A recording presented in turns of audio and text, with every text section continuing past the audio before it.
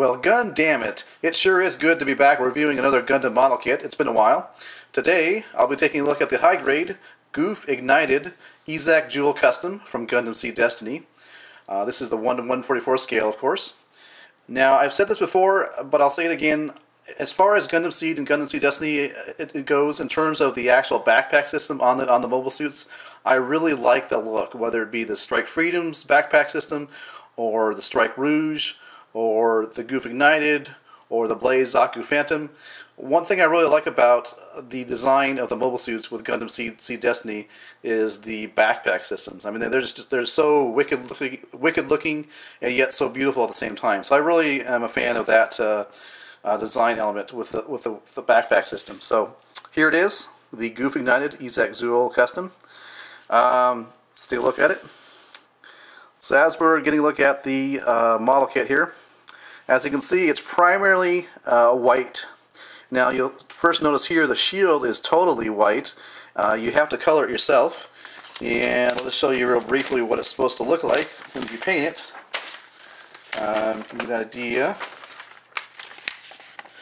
Right, as you can see there, the trim is white, but you have to color it it's kind of a blue-gray color, which matches the rest of the main body of the mobile suit. So white is the primary color, and I would imagine it doesn't show up too well in the background because the background's white. But white, black, and then you've got this kind of a bluish-grayish color, if that makes any sense. Hopefully it'll come across pretty well on the camera. Here's the wicked-looking backpack system. I really like that. And yeah. So what I'm going to do is I'm going to take each of these accessories off, take a look at them, and then we'll go into the articulation of the figure. Let's just start with the sword here.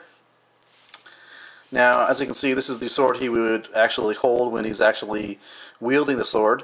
It has the energy effects, as you can see there. When it's in storage, however, you can see that it shrinks down, and I think that's part of the design of the sword in the anime. You can see here. And the sword itself fits in the shield, which I'll go ahead and just take off right now. And take a closer look at the shield, I guess, here. Like that. And the sword simply slips inside here, like that. Now, what I like to do, since I'm a big fan of swords, you'll often see my Gouf Ignited displayed with the two swords, one in each hand. Technically, that's not correct, but visually, I like that to look. You know, one like a long-bladed sword and a short sword.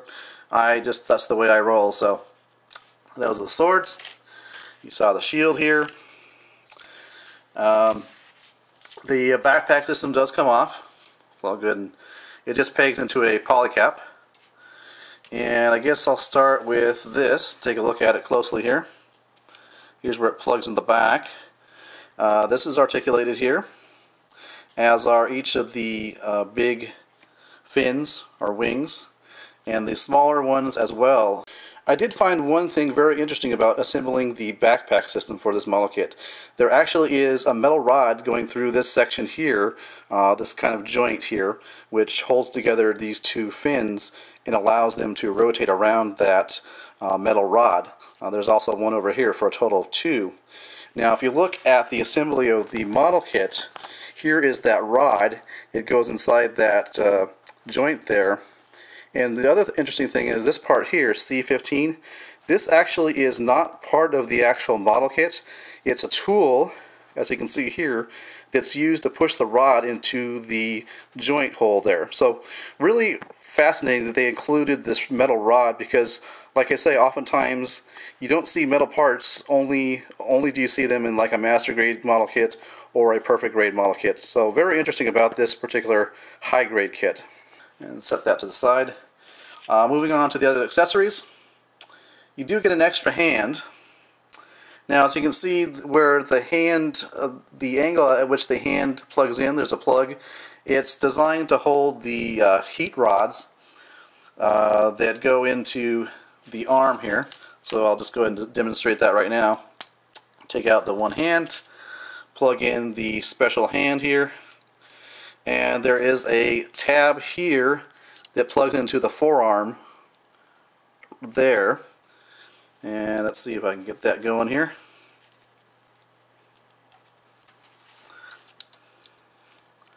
So you've got the heat rod, which is nice. I'll go ahead and take that out.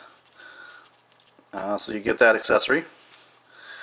In addition, you get this straight, so you get two. You get the straight heat rod and the one that's kind of curled, as you can see here. There is actually some detailing in it, some grooves throughout the length of the rod.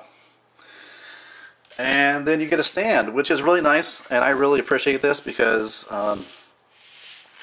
you know, I don't want to have to go buy a $10 Gundam model stand for every model I have. It's very basic, of course. You've all seen these. You just cut them out of the tree. You've got one here post so that you can kind of fly like this. It plugs into the crotch area, as you can see, so you can fly like that, like a Superman pose, I guess. And one where he just sits on top of the post there. So you do get this stand, and it is included with the kit, which is really nice. Articulation. Well, head is somewhat limited. You can see that they have these molded plastic conduits or cords. Well, I guess you can kind of rotate it a little bit, actually. I was thinking that would hinder articulation. Just depends, I guess. Yeah. Articulation is good. The shoulder armor is articulated separately from the arm. And then the arm should be able to go out like that, as you can see there. Of course, rotate around 360, swivel at the upper arm, bend at the elbow, which you only get a standard 90-degree bend, which is pretty standard for these Seed Destiny kits. One thing to point out here, on each forearm there is the 4-barrel beam guns. Now, they don't retract or anything like that, but it's a nice feature nonetheless to have. And you can see there's one over here as well. Of course, you got a ball jointed wrist. You have articulation at the waist. Front skirts do move together, as you can see there. The side skirts do move out, like that. They're kind of on there precariously, but they do move out. Legs are on a ball joint, so you can go forward, back a little bit, although the back skirt is not movable. So, and as far as going to the side here, even though the skirt can, skirt can go all the way up like that until it falls off.